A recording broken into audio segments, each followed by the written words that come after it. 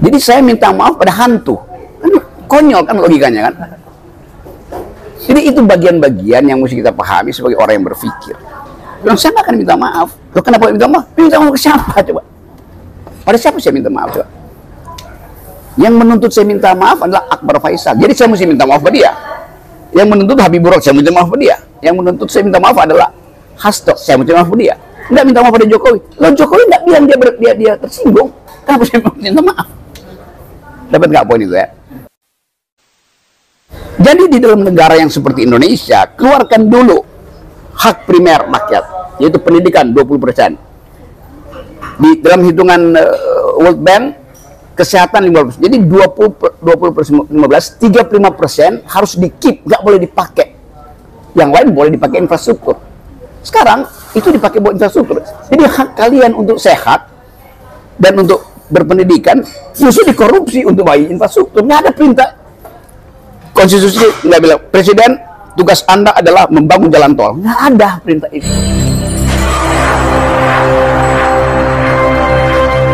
Oke, saya mulai menerangkan sesuatu supaya kalian punya background. Kenapa ditolak di Unair? Karena ada peristiwa kemarin. Saya dilaporin polisi itu. Orang takut kontroversi itu. Itu poinnya itu. Lalu orang bertanya, apa sebetulnya yang terjadi di dalam 2 hari yang lalu? Yang beredar di media massa dan di pers dan di sosial media itu hanya potongan 8 menit pidato saya. Padahal itu pidato panjang tuh. Jadi sengaja orang hanya mau ambil itu bahwa Jokowi itu bajingan tolo. Sebelumnya saya terangkan bahwa Jokowi pergi ke Cina dan mengobral IKN, bahkan disuruh pilih mau bikin apa, Anda yang atur IKN itu loh. Pajak diistimewakan segala macam. Jadi menurut saya Jokowi menjual negara. Itu namanya bajingan. Karena itu kan konteksnya kan, soal IKN dan semua hal yang lain. Tapi intinya itu yang saya ucapin di situ.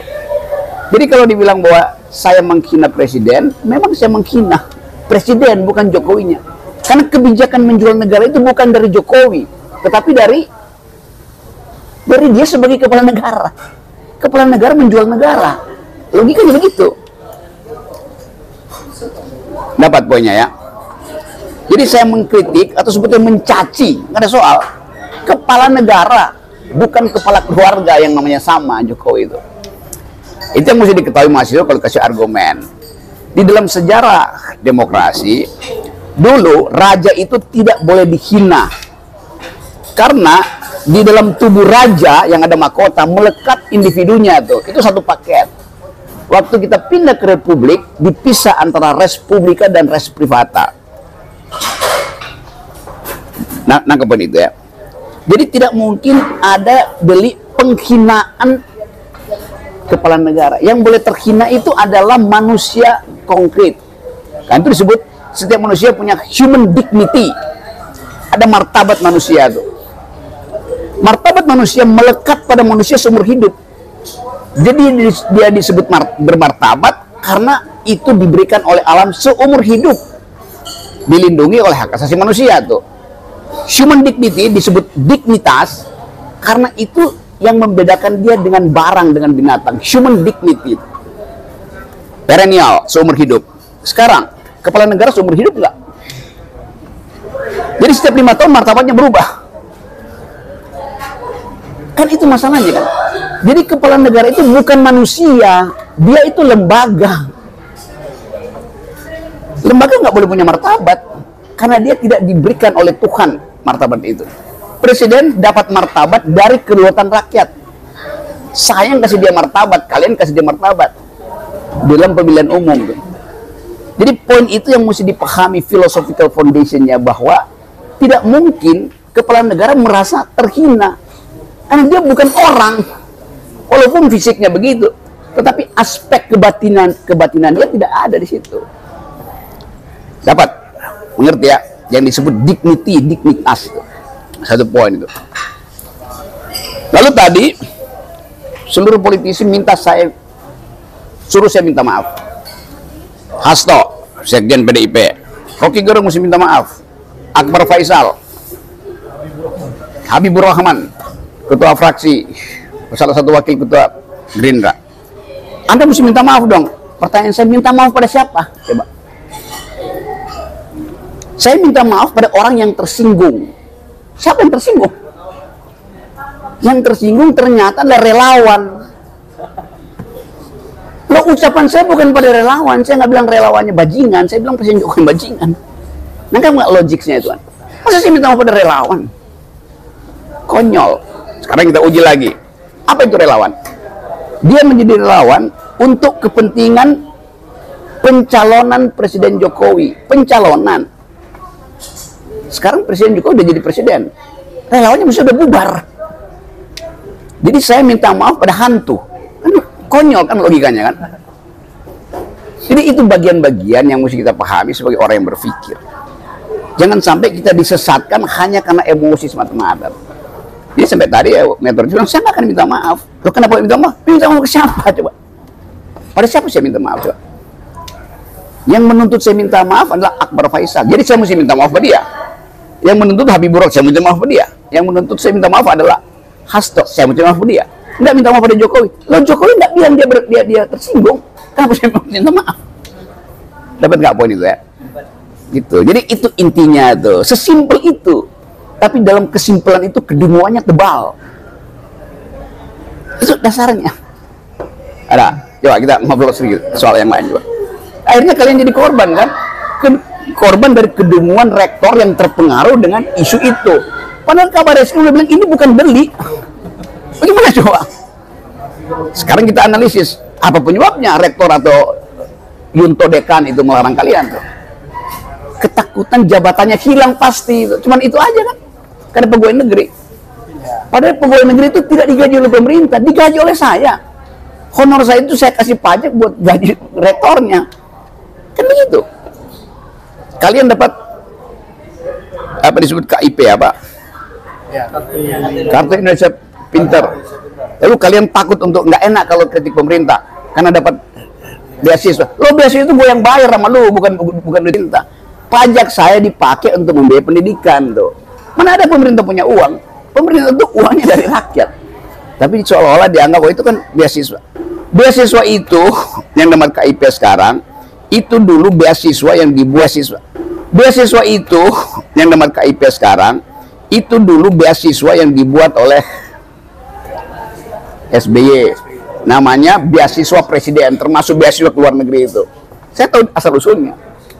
Tapi kemudian SBY berpikir, nanti dianggap beasiswa dari saya dong, dari presiden. Karena orang mesti menganggap presiden itu orang gitu. Maka dirubah itu beasiswa negara tuh. Uangnya adalah uang pajak kita. Rekeningnya dikunci supaya jangan diambil-ambil, itu bunganya dipakai buat kalian tuh. Jadi kalian berhak atas itu. Berapa? 6 bulan? 6 juta apa berapa? Ya, satu semester 6 juta. 6 juta. Di dalam hitungan kita, Anda berhak 60 juta 10 kali itu. Karena bunga berbunga itu. Kenapa dicicil? Semua mesti dapat itu. Demikian juga BPJS. Jadi jangan ditipu kalau Anda dikasih KIP lalu Anda mesti jadi anteknya pemerintah. Enggak, itu uang saya. Uang Pak Doni, uang dosen-dosen kalian, uang ibu kalian tuh. Dari bentuk pajak. Itu pajak dikumpulkan untuk memenuhi target 20% APBN yang wajib diberikan. Sama seperti BPJS. Negara ini harus biayai kesehatan orang. Sekarang Anda bayar BPJS ngapain? Uang perintah konstitusi, cerdaskan kehidupan bangsa, rawat fakir miskin. Orang miskin pasti dia nggak bisa kerja, karena itu kesehatan harus dirawat.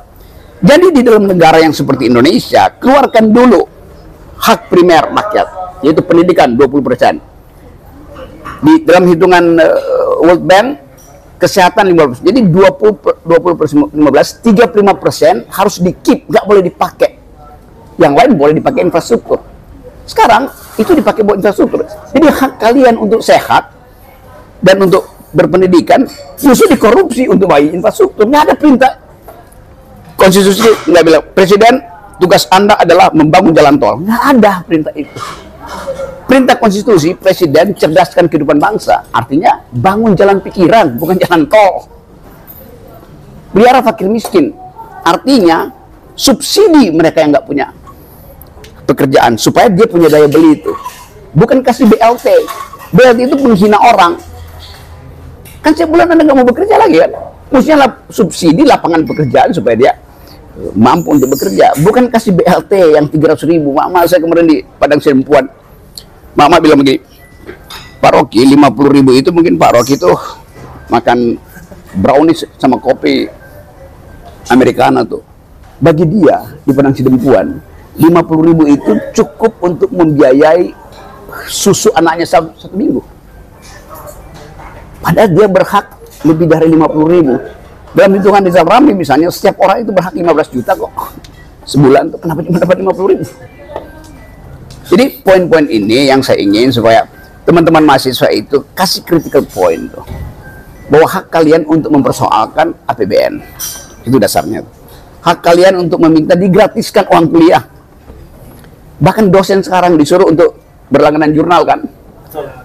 Jurnal itu mahal. Dari mana dia bisa punya uang untuk bikin riset? Pasti dia nebeng ke mahasiswa yang agak kaya. Nanti bikin riset sama-sama pakai nama saya supaya dapat Scopus itu. Kan itu terjadi, saya tahu. Segala macam. Jadi itu yang saya sebut kebajinganan dari penguasa itu. Itu hasilnya. Gampang bilang itu kan. Tapi kita nggak mungkin melawan opini publik yang memang dikendalikan secara sepihak gitu. Jadi saya pelan-pelan terangkan itu. Dan masuk akal bahwa di dalam era di mana ada uncertainties yang tinggi, semua orang merasa khawatir. Yang aneh itu, kok rektor khawatir? Padahal rektor itu punya otonomi untuk mengendalikan kampus. Nggak boleh kampus itu diatur-atur oleh pemerintah. Yang boleh diatur pemerintah ya kurikulum. Kenapa? Karena di situ ada APBN.